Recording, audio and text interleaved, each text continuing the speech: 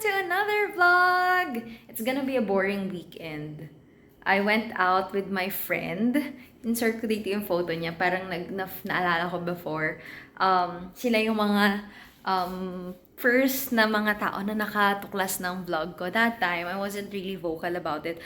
Well, up until now, hindi naman ako vocal. I let people discover it kasi I'm not sure if I said this before, pero hindi naman kasi sobrang well-edited at magaganda yung mga videos na pinuput out ko dito. So, hindi ko alam kung something na ka-proud-proud ba siyang i-share. But, they were there with me before my 1K subscribers. Tapos, I remember nag-content din kami before sa may Makati. Tapos, na-meet ko ulit si kapatid Eileen. Super opposite namin before sa work.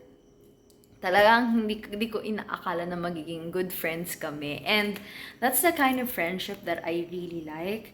Yung kahit hindi kayo magkita, I think after 4 years na kami nagkita kasi sobra talaga ako na busy. Parang, you're gonna pick up where you left off. And that's the kind of friendship I really like. Mapili ako sa mga kinakausap ko, sa mga kinakaibigan ko. And I'm happy na I am fortunate enough to find really good people in the workplace. Sabi ko lagi, every time nalilipat ako sa trabaho, gusto ko lang may isa lang akong kaibigan na mag-gain, masaya na ako doon. I consider myself as a hopper in terms of work. But now na nahanap ko na yung parang type of work na gusto ko, and tumatanda na rin kasi ako. Pag tumatanda ka, parang minsan natatakot ka na mag-explore. And happy naman na ako sa compensation na meron ako. But just in case I wanna level up, siguro doon ako magre-resign at hanap na ibang trabaho. But for now, di siguro because I have law school. Yun, I'm gonna try to insert a photo of us here. Pero yun lang. I'm gonna update you anong gagawin ko for today. Bigla akong nagutom. Ano ba to? Taro chips tayo sa barbecue. Ito yung bago kong chips na favorite. Screenshot nyo na lang. Super sarap nito. Sa may Cecilia's Buko Pie. Bahaghari. Sarap.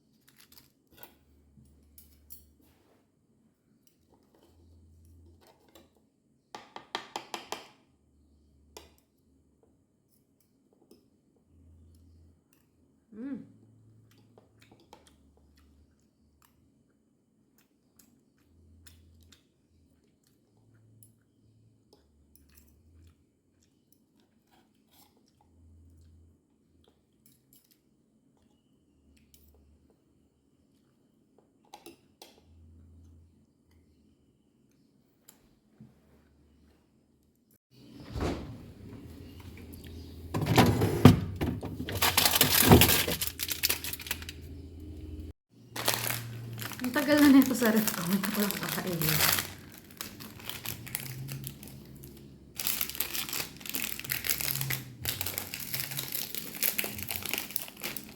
Parang masarap. Ay! Wait. Pahamak ito.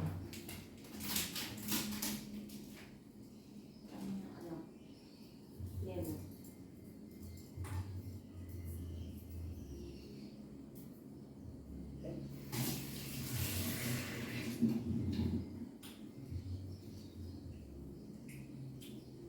Masarap siya, pero hindi ko bet na bet. Kaya hindi ko nakakain sa ref. Pero, ito na yung ice cream na meron pa din na to.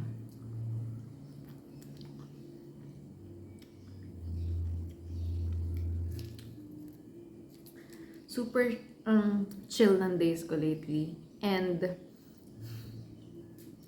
gusto ko this June may dumingipin ko. Lilitan ko na yung pagsasalita. Gusto kong pumunta ng Bali, Indonesia. Every year, I make sure na I travel kahit once a year sa international country. Every year, yun. Natigil lang siya yung nagka-pandemic. Pero, after ng pandemic, yung pwede nang yung safe na talaga ha. Hindi yung tipong kaka-open lang o kaka-open lang ng mga countries tapos naka-face mask pa yung tao. Ayoko nang ganon. Gusto ko yung talagang open na. Doon ako bumalik sa pagta-travel. So, dahil ang tagal ng pandemic, sabi ko, hindi na natuloy-tuloy yung plans ko for Bali, Indonesia. So, feeling ko, sana this year, baka pwedeng maisingit makapag-Bali kasi flights are really good this year. Nag-check ako kanina eh. So, yun.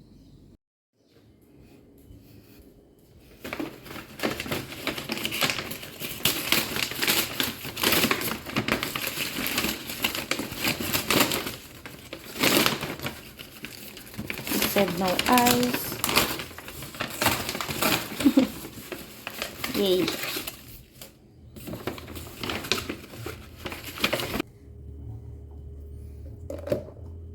Oops.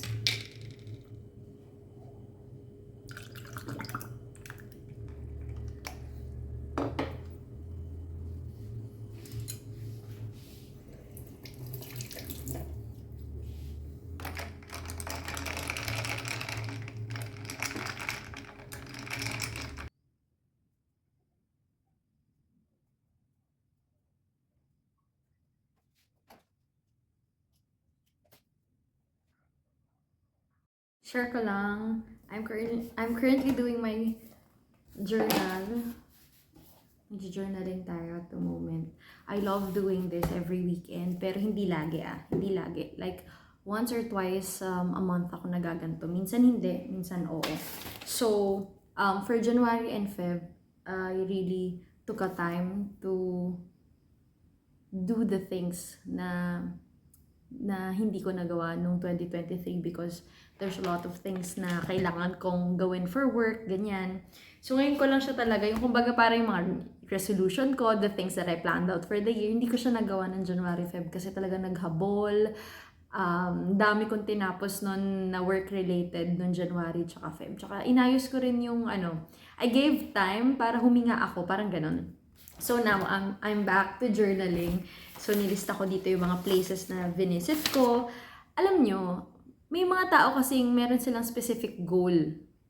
Ako, most of the time, ginagawa ko short term.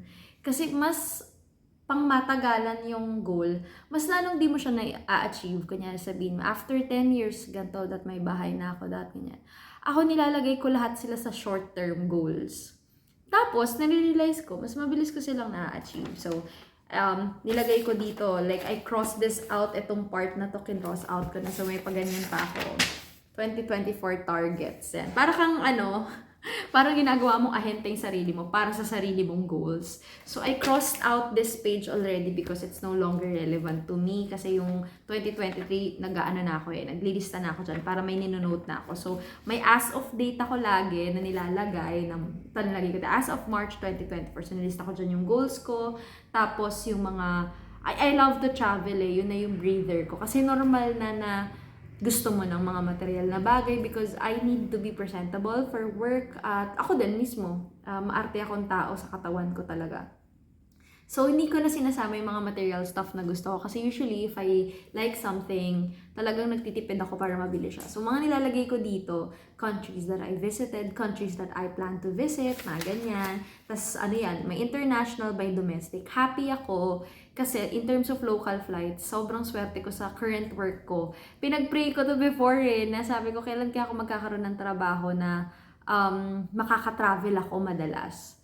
Eh yun, binigay naman sa akin ni Lord. So yan, may international, by domestic, tapos talagang matatrack mo kung ano pa yung mga ano mo, di mo napupuntahan. Ako, I like doing that eh. Para at least, wag mo na siyang i-goal. Ilista mo siya, tapos, laging macro yung tinitignan ko. Pag ganun ko siya ginagawa, mas lalo ko na-achieve ng mabilis yung goals. Kasi hindi pong may isa ka lang tina-target. Parang ganun. So, yeah, it's just me, but could be different the way you do it. Okay lang yan. Tapos ngayon, yung bago kong nililista dito, yung mga hotels and staycations. I work in marketing, so madalas kaming nasa hotel, ganyan. So, minsan, kapag may napupuntahan akong hotel, may nakakainan akong hotel, nilista ko yun. Because I don't want that experience to be for work lang. So, pag may nakita ako, napuntahan ako, naisama ako, na-invite ako, ay, okay pala dito yung food. I would list that down in my journal. Tapos, i-make sure ko na mapuntahan ko siya na hindi naman work-related. Yung personal ko na talaga. Yung, di mo kasi minsan ma-enjoy yung place, kinakain mo yung lugar. Kapag work-related, swerte ko lang talaga because I am in the field of marketing. Kapag nasa marketing ka, madalas talaga yan. Masasama ka sa, may invite ka sa mga parties and at the same time, you get to experience it for free. Ako naman, yes, na-experience ko siya for free, but there are cases na gusto ko siyang ma-experience on my own, leisure time, for entertainment, yung ganon, for my own consumption, hindi yung work. So yan, nilista ko dyan yung mga hotels na gusto kong i-visit, ganyan, yung mga gusto kong kainan. Minsan kasi, plated yung food, minsan naman buffet. But somehow, magkakaroon ka ng idea kung ano yung sineserve nila. So ako yun yung mga ano ko, nilista ko na dyan yung mga gusto ko ma-staycation. Minsan kasi hindi naman ako nakakapag-stay sa isang hotel. Minsan, food lang kasi na-invite ka for an event. Minsan naman nakakapag-stay, overnight stay, ganyan. Kasi may kailangan kang sunod na event na puntahan na dapat mag-book ka sa hotel na yon. But ako, specifically, ang gusto ko both.